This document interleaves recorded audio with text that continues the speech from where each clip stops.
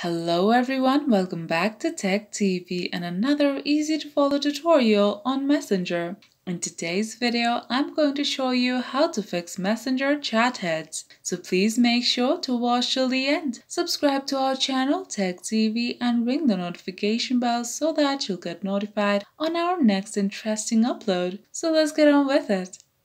At first, open Messenger on your device and tap your profile at the top left corner. Scroll down and check if the chat heads toggle is on. If the chat head is already on, then you must check if your app is up to date on the Play Store.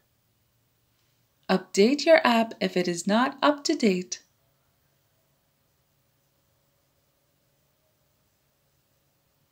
If this does not solve the problem, then tap and hold the Messenger icon. Tap App Info. Go to Storage and tap Clear Cache and Clear Data. Tap OK on the pop-up menu.